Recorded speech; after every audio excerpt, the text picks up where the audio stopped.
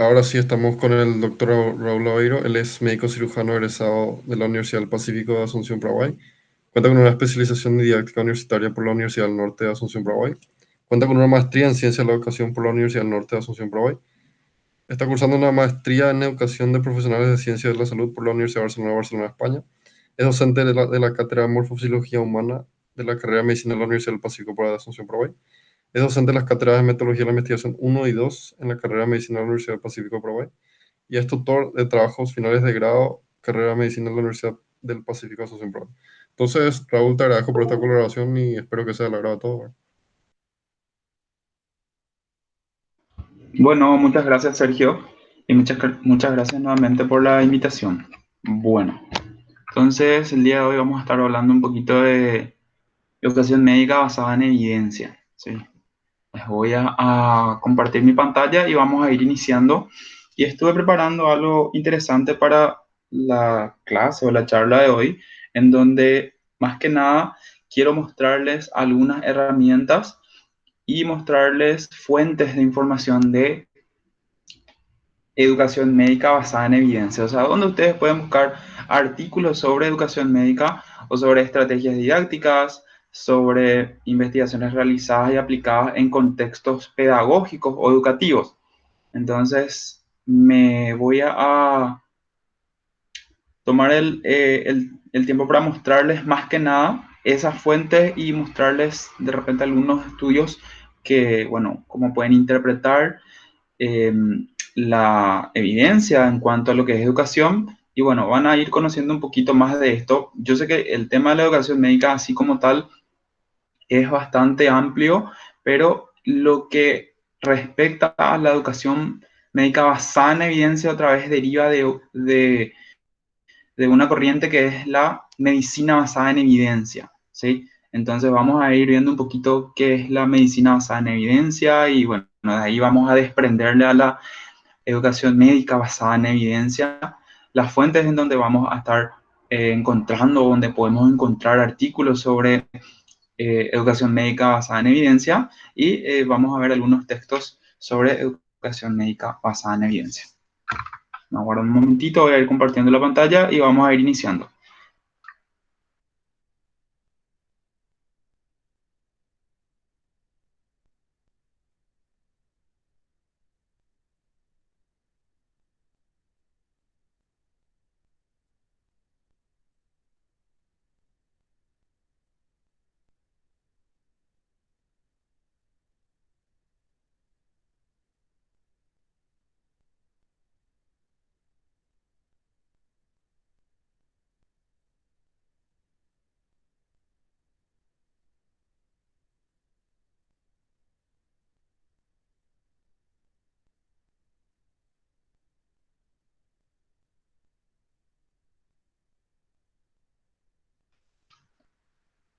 Bien,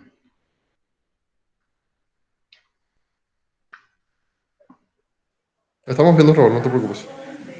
ok, perfecto, gracias Sergio. Entonces, se puede ver la pantalla. Bueno, a ver, para ir comenzando un poquito, quiero definir algunas cosas y algo muy importante que tenemos que definir es justamente el concepto de medicina basada en evidencia, porque como les dije, de ahí se desprende la corriente de educación médica o educación en ciencias de la salud, como ya se estila hoy en día. Si bien la educación médica sería, suena como a que es educación solamente para médicos, entonces queda como corto el concepto y ya se aplica hoy más, mm, se amplía un poco más ese concepto y se dice educación basada, perdón, educación para profesionales de la salud o en ciencias de la salud. Educación en ciencias de la salud y ya no tanto como educación médica. Entonces ahí ya engloba todo lo que es todo lo que son disciplinas en cuanto a enfermería, en cuanto a kinesiología, nutrición, bioquímica, que de cierta manera todo contribuye a lo que es el avance de las ciencias de la salud.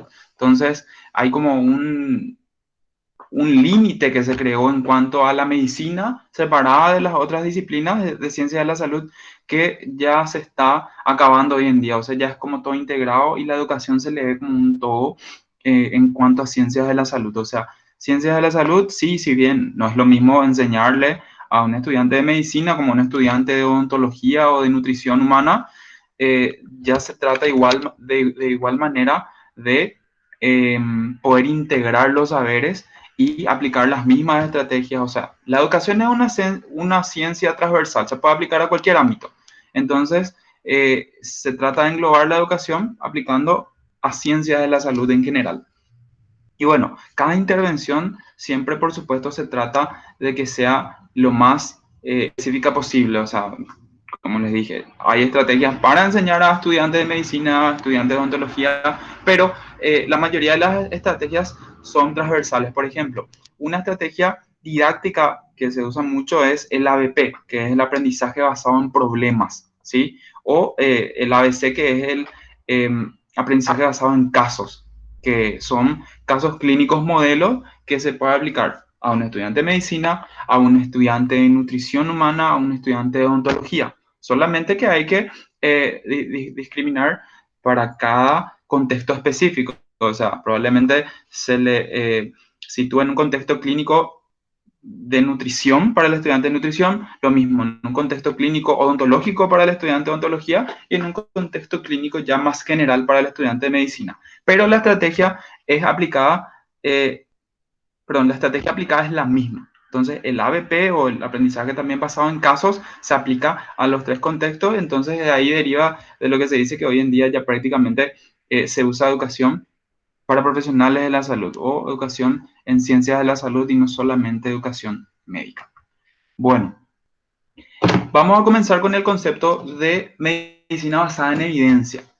Vamos a ver si de por ahí algunas personas reconocen un poquito lo que es la pirámide de la evidencia. ¿Alguien ha escuchado hablar de la pirámide de la evidencia? A ver si pueden escribir en el chat. No sé si yo puedo ver, creo que puedo ver el chat. Si conocen la pirámide de la evidencia, escucharon hablar alguna vez, a ver un poquito, o no escucharon hablar nunca de la pirámide de la evidencia.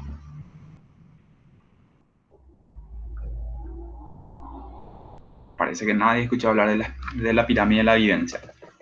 Bueno, no importa. La pirámide de la evidencia una, eh, es un esquema, al igual, por ejemplo, sí o sí ya habrán escuchado hablar de la pirámide de Maslow, ¿sí? Que la pirámide de Maslow nos dice las necesidades básicas de una persona, necesidades fisiológicas, etc. Bueno, entonces, la pirámide de la evidencia nos pone o sea, nos ponía en orden jerárquico a los distintos tipos de artículos científicos. Vamos a ver si podemos agrandar acá esta imagen.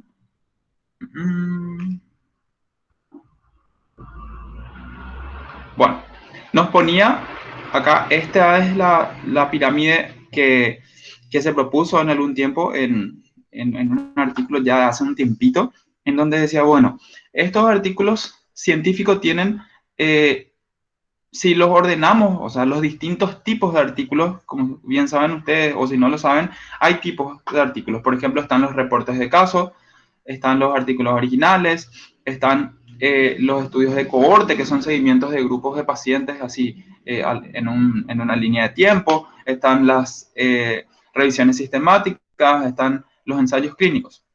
Bueno, lo que se hizo fue ordenar de manera jerárquica esos tipos de artículos para decir, bueno, los resultados de este tipo de artículo tienen este nivel de evidencia.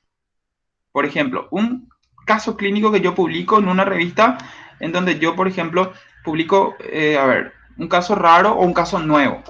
Bueno, qué sé yo. Coinfección de COVID-19 con el virus del dengue. ¿Sí?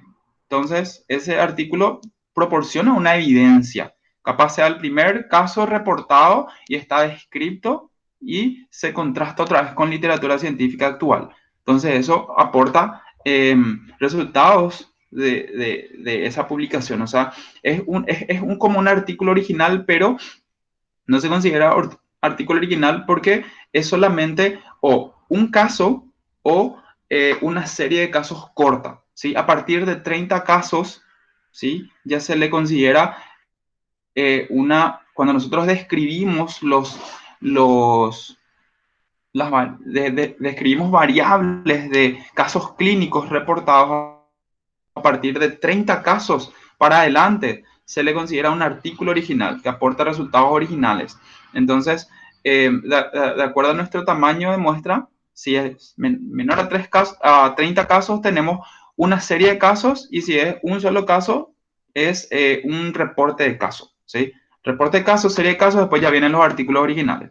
Entonces, bueno, eso nos aporta evidencia de una enfermedad nueva, de una enfermedad ya conocida también, ¿sí? O de una variante atípica de una enfermedad conocida. Entonces, de acuerdo a eso, se dijo, bueno, vamos a ver que los reportes de casos, la serie de casos, tienen el nivel más bajo de evidencia. O sea, si yo tengo una publicación sobre ya sea una enfermedad nueva, como les dije, una variante atípica de una enfermedad, eso está publicado, ya sea de un caso o de hasta 29 casos reportados en un artículo, ¿sí? En una publicación, yo puedo tomar la evidencia de eso. Ah, miren, acá encontraron que, por Sí, porque estamos ejemplo, en la frontera, papá. estas enfermedades pueden presentarse ¿Todo también de bien? esta ¿Usted? manera, pueden tener también esta sintomatología, pueden responder a estos fármacos también. Entonces, ok, eso es evidencia, se toma como evidencia. Perfecto.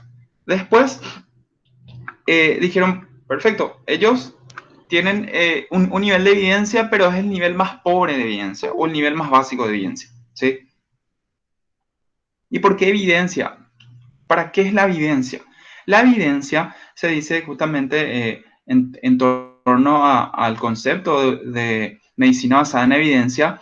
La medicina basada en evidencia analiza las publicaciones científicas, analiza los reportes para poder sustentar la toma de decisiones clínicas, ¿sí?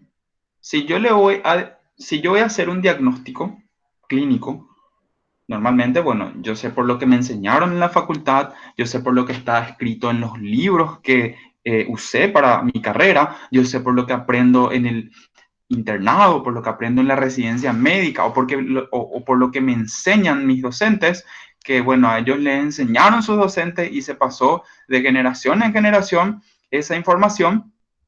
Yo sé por eso que puedo diagnosticar tal enfermedad teniendo en cuenta y reconociendo tales signos y síntomas. Perfecto. Esa es la manera habitual. Ahora, la medicina basada en evidencia nos dice, bueno, genial, los signos y síntomas clásicos de la enfermedad se conocen y se saben, pero ¿qué es lo que está escrito? ¿Qué es lo que está ahí publicado? Y la publicación científica es muy importante porque la publicación científica somete a un proceso que se llama peer review o revisión por pares, en donde la evidencia que se presenta en estos artículos se evalúa por parte de otras personas también expertas en el ámbito que no tienen nada que ver contigo, que no tienen nada que ver con tu hospital, pero que sí tienen que ver con el área del artículo que se está sometiendo a revisión. O sea, son expertos en esa área y te pueden dar una opinión crítica.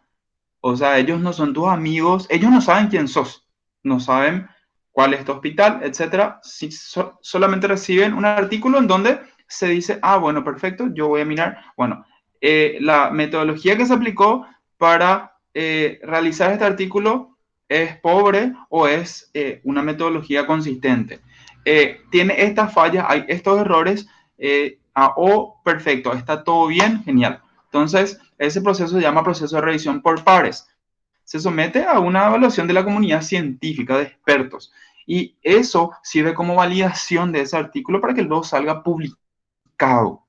Entonces, se confía en ese proceso y se lo llama evidencia. ¿Sí? La evidencia son las publicaciones científicas. Entonces, yo para tomar una decisión clínica, para hacer un diagnóstico, bueno, las personas que utilizan la medicina basada en evidencia, perfecto. ¿Qué dicen las guías de práctica clínica? Las guías de práctica clínica, por ejemplo, son justamente revisiones de la última evidencia, de todo lo último que haya en cuanto a una enfermedad específica, en cuanto a un fenómeno clínico específico, para poder tomar decisiones. O sea, yo voy a poder diagnosticar de esta u otra manera según lo que ayer se publicó, según lo último que se publicó. ¿Sí? Porque van variando, las enfermedades van variando de acuerdo a los contextos, de acuerdo a las mutaciones genéticas que van teniendo los virus, por ejemplo. O sea, por nombrarle algo muy común, el COVID o el coronavirus, lo que se conocía hace un año ya cambió prácticamente de una manera tan drástica, y bueno, y eso se sabe gracias a la evidencia que hay, y cada vez hay más evidencia. Entonces, eh, esta medicina basada en evidencia se encarga de utilizar todo lo que se publica. Ojo, pero no es así como que, bueno, se publicó algo y bueno, ya está. Se publicó que la ivermectina es un fármaco para tratar el COVID. No es tanto así. Entonces, bueno, esta pirámide de la evidencia decía, vamos a leer ciertos tipos de artículos y le vamos a dar cierto nivel de evidencia. O sea, si hay, por ejemplo, un estudio de corte que me dice que el coronavirus se trata con ivermectina. Bien. Y luego hay un caso clínico que me dice, bueno, se vio un paciente con coronavirus, con una típica, con un cuadro típico de coronavirus y se le trató con colchicina. Genial. Entonces, se vio que se curó con la colchicina, el artículo dice eso, el reporte dice eso. Bueno, el estudio de cohorte, por ejemplo, dice no, se trata con ivermectina. Entonces, de cierta manera, la evidencia del estudio de cohorte, como vemos acá, que está por encima del reporte de caso, tiene más peso. Claro, yo le estoy dando ejemplos fantasiosos, no digo que sea así. Nada más le pongo en contexto de que lo que dice un tipo de artículo tiene más peso que lo otro, según este modelo, según esta pirámide que es la que hace un tiempo se propuso, ¿sí? Entonces, lo que se encuentra acá pesa menos que acá y así sucesivamente. Cerca de la cúspide de la pirámide están los estudios, los ensayos clínicos, que son ensayos controlados aleatorizados, también se les llaman, o randomized control trials. Entonces, estos ensayos clínicos son estudios que se hacen de manera experimental, o sea, tienen un diseño experimental en donde los investigadores intervienen en el proceso de investigación, ya sea proporcionando un fármaco, administrando una vacuna o un método diagnóstico específico, y ahí manipulan las variables. O sea, estudian variables no solamente describiéndolas, sino que intervienen en el proceso y luego evalúan cuáles son los resultados de esa intervención. O sea, no es lo mismo que yo evalúe variables sin intervenir que interviniendo. La intervención sería, bueno, yo evalúo la serie de pacientes antes de aplicar una vacuna. Le aplico la vacuna, evalúo el durante y evalúo el después. Entonces, evalúo las consecuencias o el desenlace que ocurre después de haberle aplicado esa vacuna. Entonces, ahí yo estoy interviniendo en el curso de la investigación y eso es un estudio de tipo experimental. Y cuando se hacen estudios en personas y cumplen ciertos criterios, como que haya un grupo experimental y un grupo control, que la selección de la muestra sea de manera aleatoria y entre otras cosas, se le llaman estudios clínicos, o sea, ensayos clínicos o ensayos clínicos aleatorizados. Y bueno, eso tiene un muy buen nivel de evidencia, ¿sí? Es más, la mayor parte de los fármacos o de las terapéuticas como bueno, la prevención de enfermedades mediante la aplicación de vacunas se basa en esa evidencia. Entonces nos dice de que sale un artículo que dice, por ejemplo, en The Lancet o en el New England Journal of Medicine, que son revistas de mucho peso a nivel científico en todo el mundo, nos dice, bueno, se comprueba la eficacia de la vacuna tal, de la Sputnik V, con un 91,6% de eficacia, ¿sí? En donde eso significa de que esa vacuna es bastante eficaz en contra del coronavirus. Y bueno, ¿y por qué se tiene muy en cuenta esa evidencia? Primero porque es un ensayo clínico.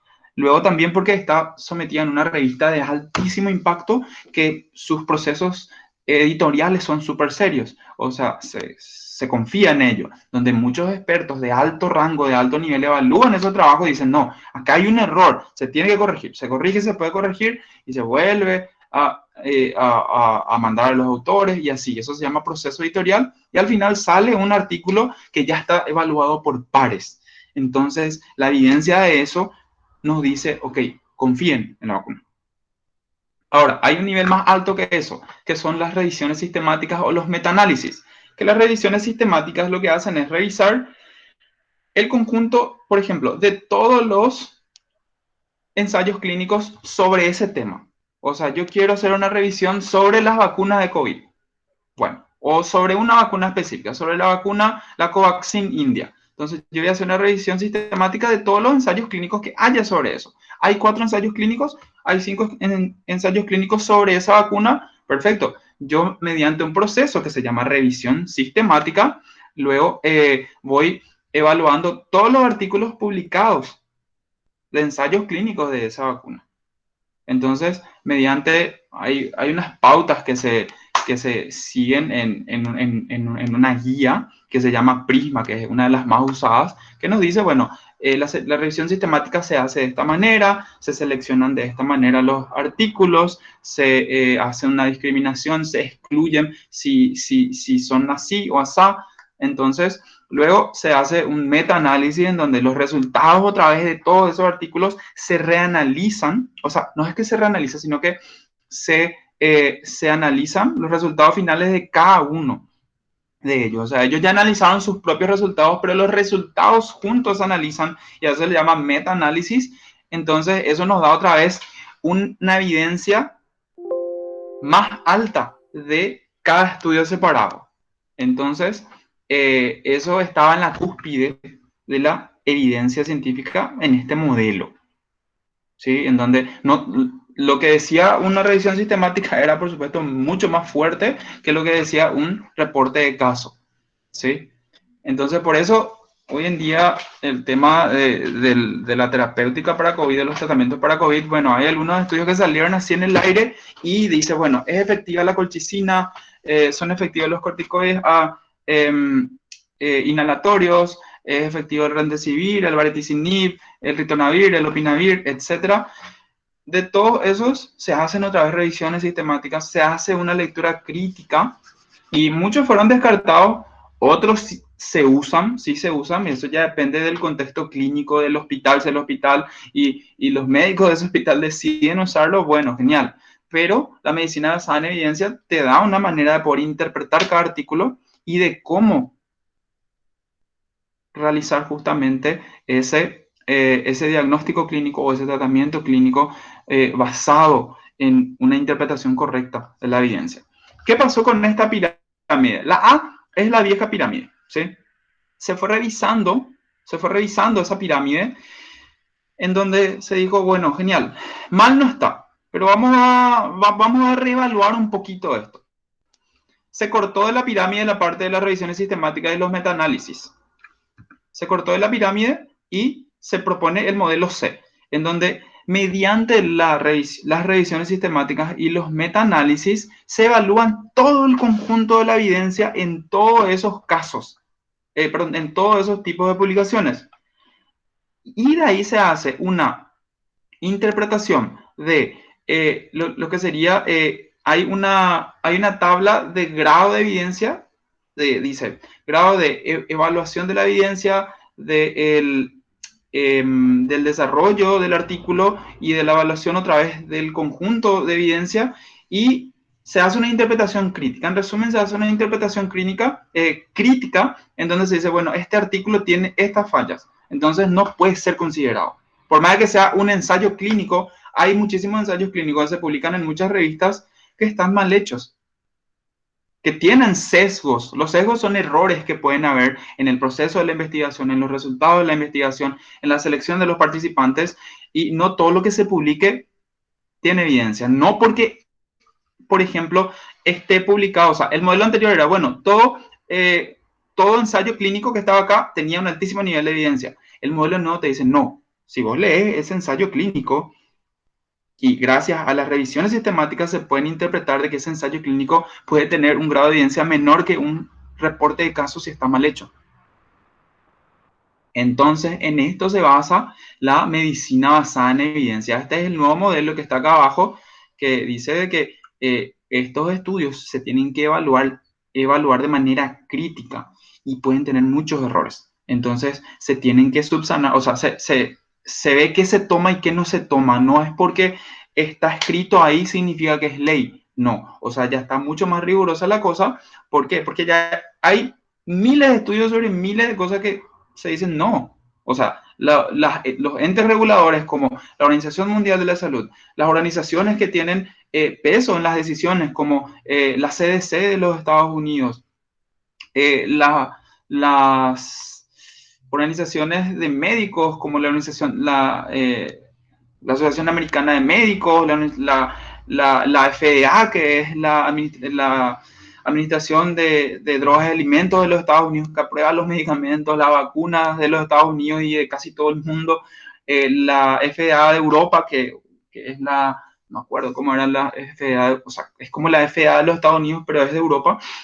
Todos ellos usan la medicina basada en evidencia y dicen, bueno, este artículo se toma, este no se toma para poder utilizarlo en la toma de decisiones médicas, porque no se puede tomar a la ligera una decisión médica. No es porque mi profesor me enseñó así, no es porque está escrito en mi libro. Los libros son revisiones de la literatura, pero los libros, la limitación que tienen los libros es de que el libro que se publicó ayer hizo una revisión perfecta de la evidencia más actualizada. Perfecto.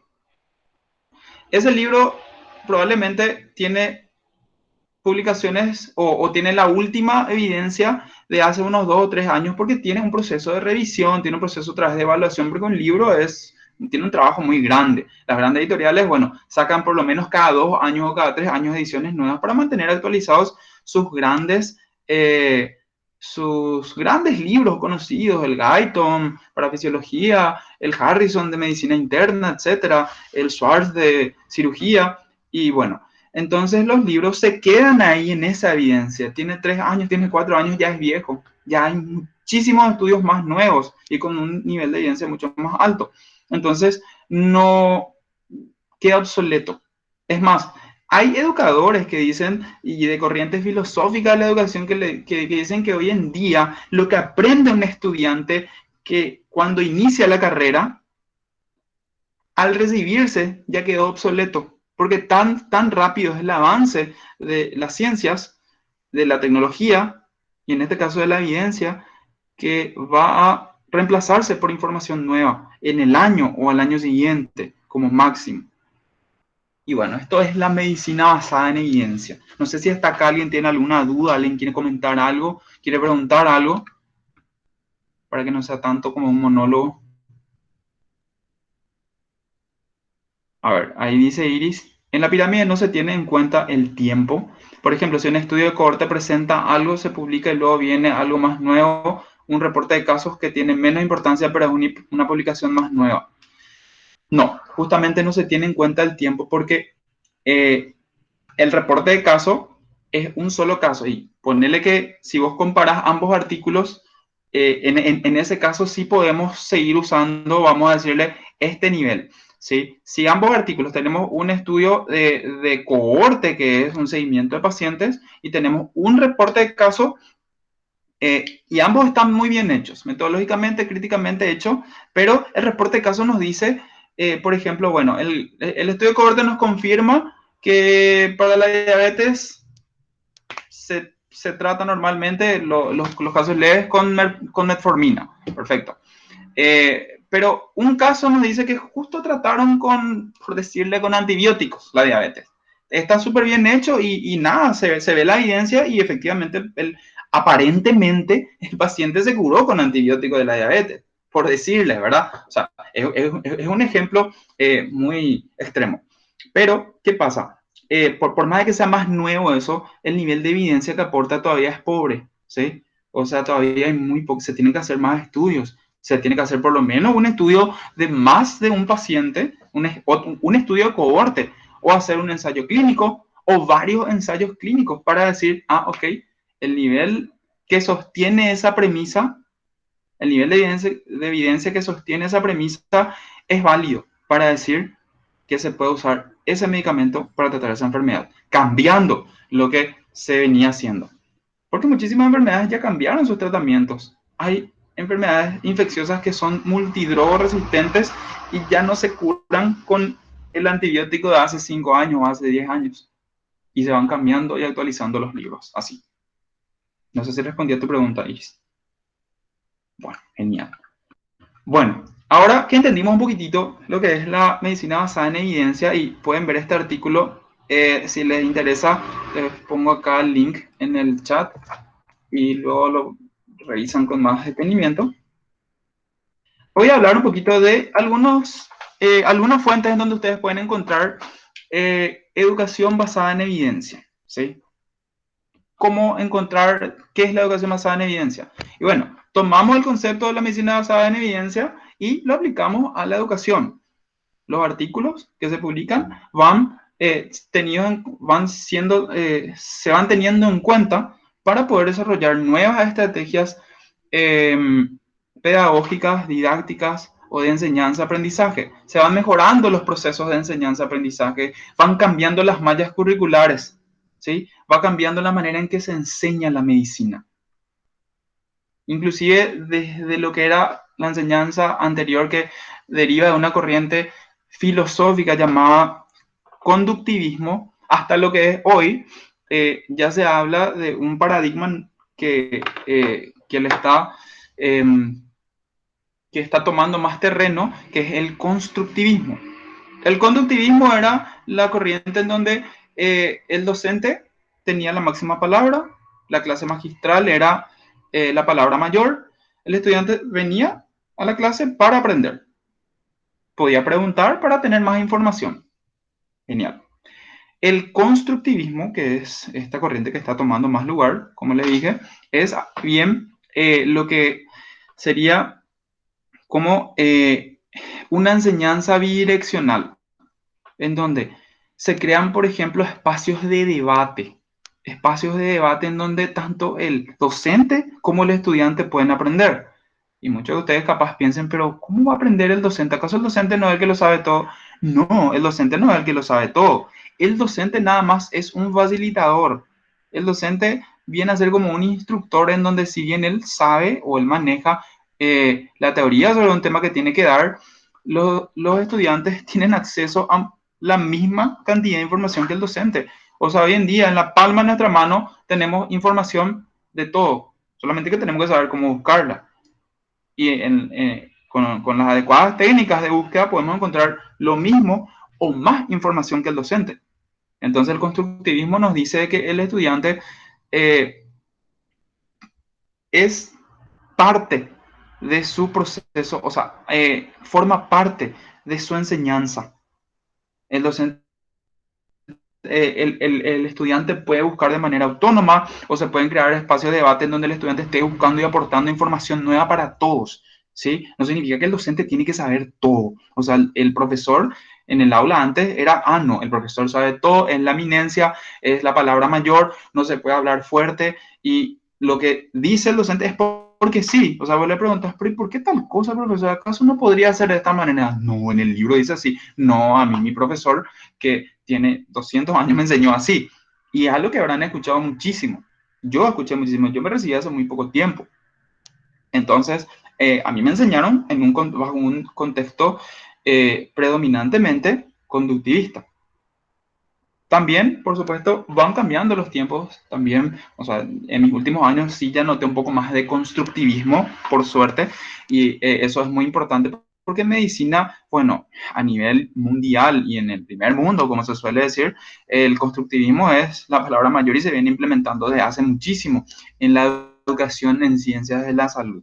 ¿Sí? Hay muchísimos modelos pedagógicos que se aplican en donde, bueno, hay, por ejemplo, estos aprendizajes basados en problemas, está la simulación clínica, en donde se contextualiza un escenario clínico y se busca no solamente que el estudiante aprenda la técnica clínica, una técnica de intubación, una técnica de sutura, una técnica de reanimación cardiopulmonar, etcétera, sino que se busca que aprenda muchísimas más cosas. Se busca que aprenda trabajo en equipo, se busca que desarrolle la capacidad de resolver problemas en poco tiempo, se busca que pueda desarrollar la comunicación con el paciente, con el familiar del paciente, se busca que pueda comunicar las noticias de manera apropiada a los familiares.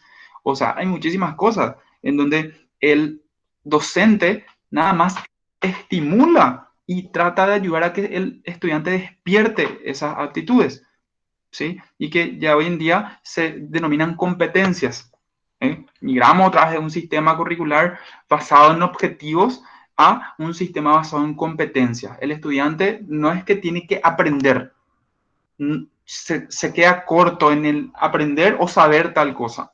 Saber esto, saber hacer o saber que la célula es la unidad funcional y estructural de todo el cuerpo humano.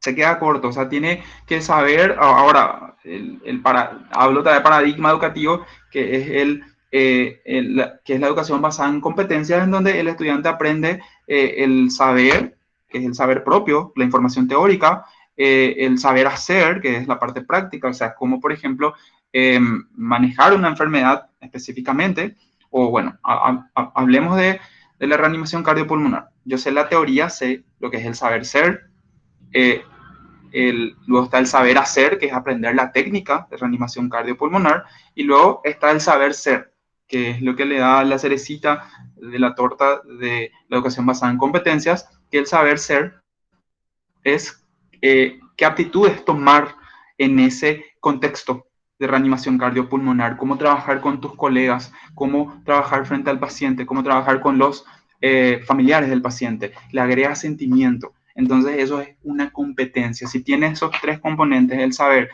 hacer y el saber ser, se denomina competencia. Entonces toda la educación hoy en día intenta, por lo menos de este lado del charco acá en Latinoamérica, ser basada en competencias. En otros lugares, como en Europa, en Estados Unidos, en otras regiones, ya eso se viene implementando desde hace décadas.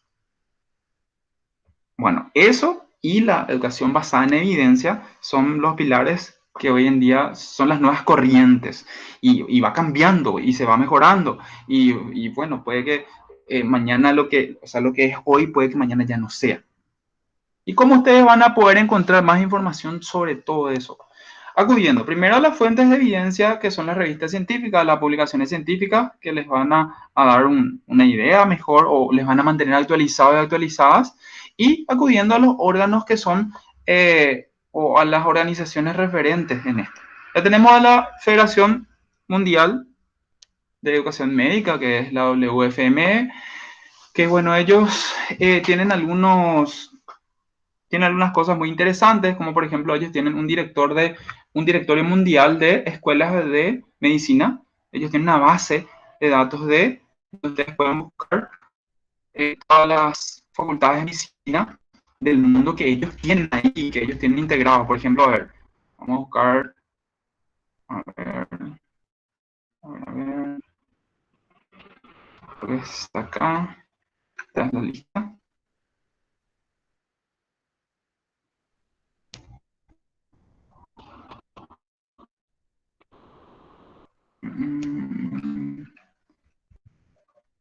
Acá. Y bueno, las facultades de medicina están que integran este directorio mundial, por supuesto, cumplieron ciertos requisitos y se anotaron para poder estar en esto. Ahora, ahí nosotros buscamos la Facultad de Medicina de Paraguay y estas son las que están en el directorio de educación médica. O sea, en el directorio mundial de facultades de medicina de la WFM. ¿Sí? Solamente van a ver su facultad y bueno, estas son algunas de las varias, muchas facultades de medicina que hay hoy en día en Paraguay. Creo que hay unos 30. Solamente 10 están acá. Y bueno, se tienen que cumplir ciertos estándares para poder estar en este directorio. Bueno, esa es una de las herramientas que nos da la Federación Mundial de Educación Médica. También tiene estándares de acreditación, o sea, uno puede estar acreditado frente a esto, que es como, por ejemplo, que en nuestra facultad esté la famosa acreditación de la ANEAES.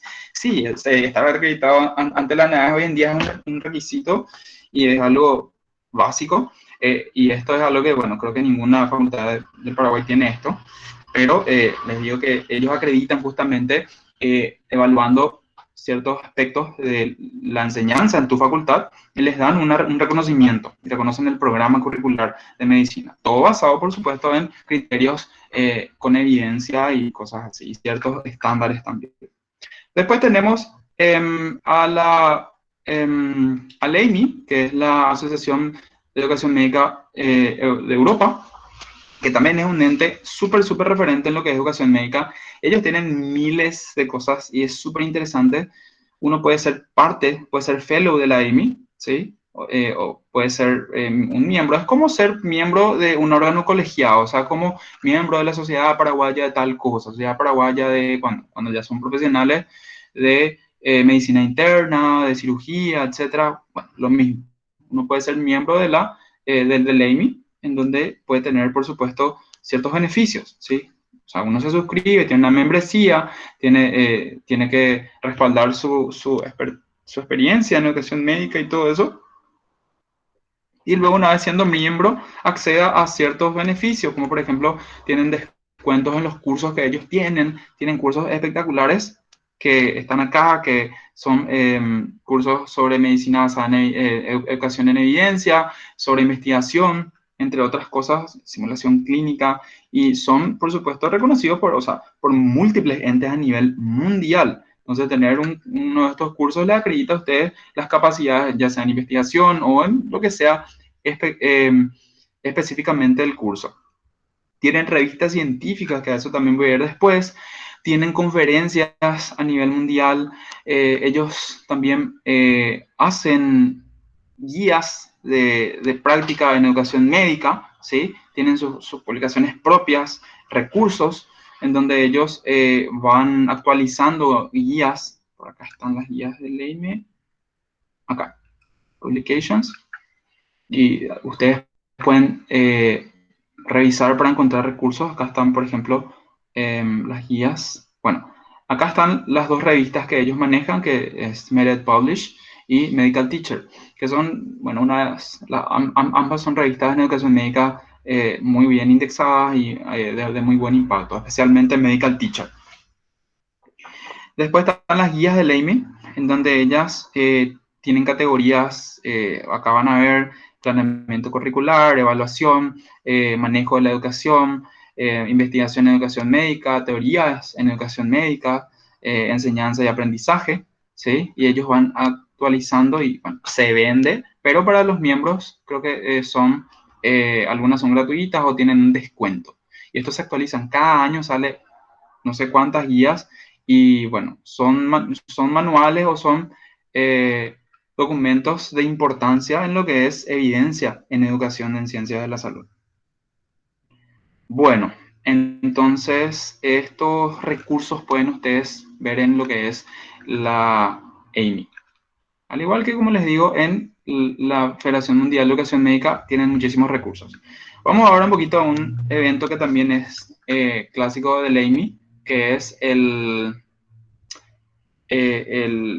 Congreso del AMI, que es una conferencia anual que se hace y es súper genial porque es un congreso, es como un congreso mundial de educación médica.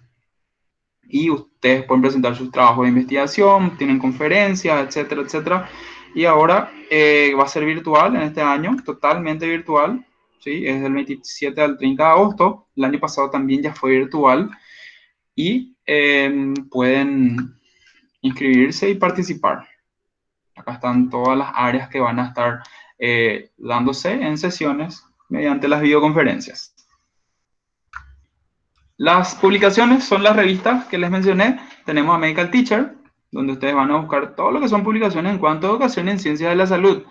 Y esta revista, bueno, también ustedes pueden publicar sus artículos acá, de acuerdo, por supuesto, a su temática, o sea, tiene que ser temática de educación médica, ¿sí? Y tiene que ser un artículo que esté bien desarrollado, con los criterios que la revista exija. Van a ver, por ejemplo, a ver, acá hay una guía, las guías de ley se publican acá en esta revista, ¿sí? Por ejemplo, la guía clínica, o sea, la guía del educador clínico, ¿sí? Etcétera. Después tenemos tips para estimular la respuesta la respuesta creativa y el pensamiento crítico, la implementación del debriefing clínico, entre otras cosas. Y acá tenemos los artículos, diferentes artículos, todos en educación médica. Acá no van a encontrar artículos de neurología, de cardiología, etc. Claro, puede ser que encuentren artículos de educación basados en eso. Médica. Y bueno, acá ven las vistas, ven las citas, que son algunos parámetros que van conteando de cada artículo. Luego tenemos la otra revista que es un poco más chiquitita, o sea, realmente es más nueva, no es que sea más chica, es más nueva y se va indexando y se va abriendo camino, que es Meded Publish.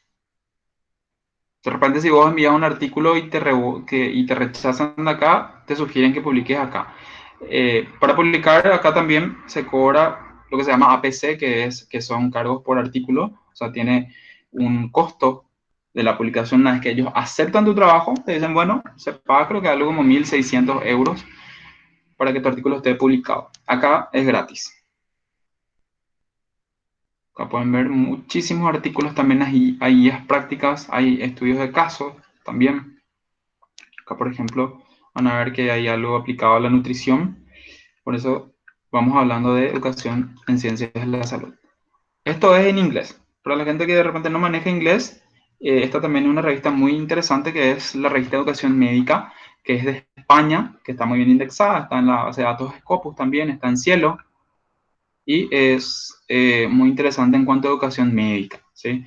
Van a ver acá los artículos, el reto de actualizar la enseñanza médica, aprendizaje basado en problemas, acá para estudiantes de kinesiología, ¿sí? Eh, muchos artículos bastante interesantes. Esta es una revista que dice que es el órgano del Foro Iberoamericano de Educación Médica. Sería como el EIMI, pero a nivel Iberoamérica. Acá la acreditación internacional en educación médica a través de la WFME. Este es un artículo muy interesante que ya había leído. Está publicado en la última edición de esta revista. Después, otra revista que también es muy interesante, es la revista de Investigación en Educación Médica, que es de la Universidad Nacional Autónoma de México, o la UNAM de México, que es una de las mejores universidades acá en Latinoamérica. También publican mucha evidencia en cuanto a educación médica, ¿sí?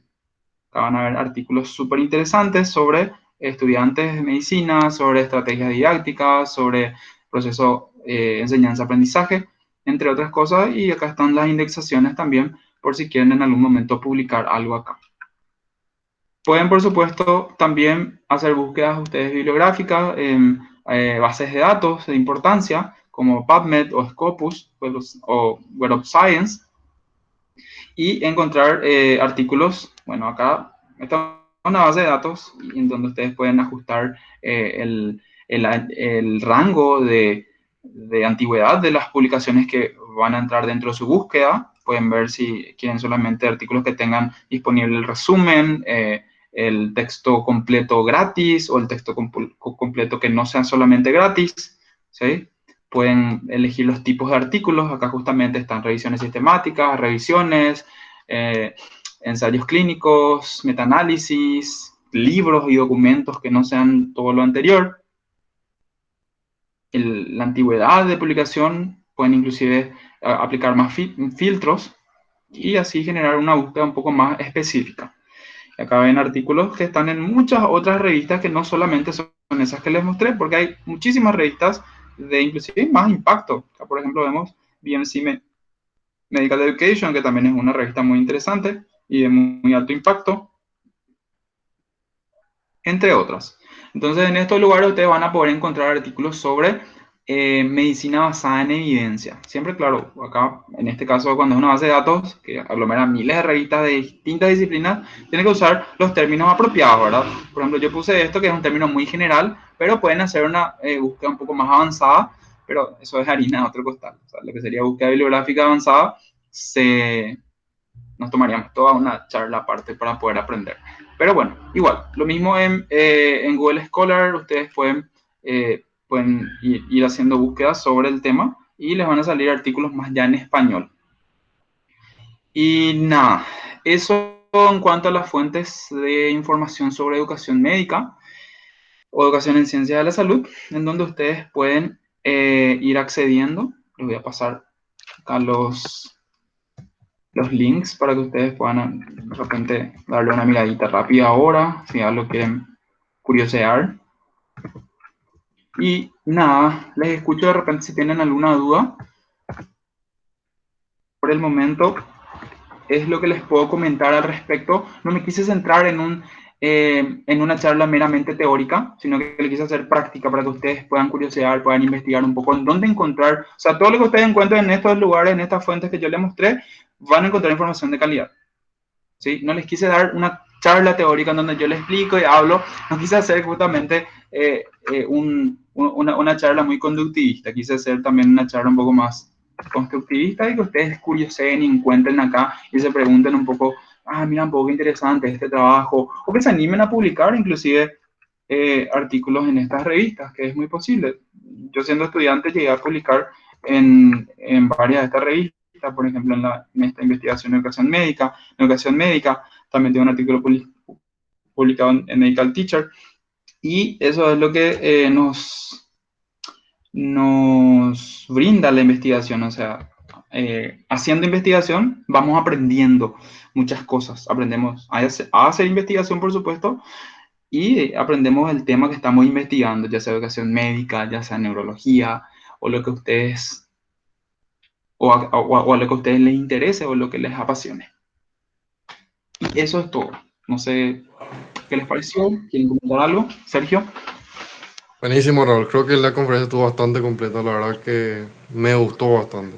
Creo que la verdad que sí fue un enfoque bastante científico de toda la parte de lo que es la educación médica. Así que te agradezco realmente. No sé, entonces alguno de los chicos quedó con alguna pregunta, entonces para ir cerrando, entonces compañeros, o si quedó todo claro, por favor, si es que pueden también escribir por el chat para que Raúl lo sepa. Eso es importantísimo también para los profesores de esa parte.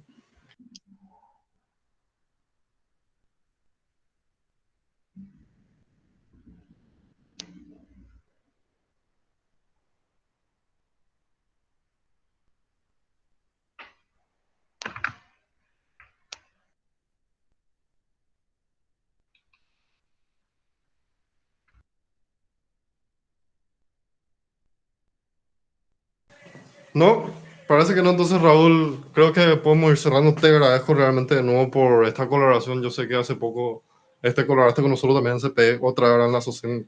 No sé cómo agradecerte, Raúl. Te agradezco esta colaboración. Estuvo muy buena la conferencia y cerramos con broche de oro este curso, ¿verdad? Excelente, Sergio. Muchas gracias de nuevo por la invitación y felicitaciones por la iniciativa. Interesante la temática del curso. De mi parte, me pueden escribir, pueden pedirme ayuda en lo que necesiten, en lo que yo les pueda colaborar y nada, acá las órdenes. Les dejo porque ahora tengo otra charlita también y nada, que estén muy bien y que tengan un buen resto de jornada. Chau, chau. Nada, Raúl. Igualmente, espero que te encuentres muy bien y que disfrutes tu fin de semana también. Entonces, chicos, seguramente en unos minutitos, ya se les pasó ya el enlace de asistencia, este es el último que tienen que completar. En este ya se le va a estar avisando en el grupo por el tema del examen final y luego ya estará revisándose el tema de sus certificaciones, compañeros. Entonces, agradezco la presencia de todos en este curso, espero que les haya servido de algo, que hayan aprendido cosas nuevas y que todos puedan aprobar el examen final. Buenas tardes para todos.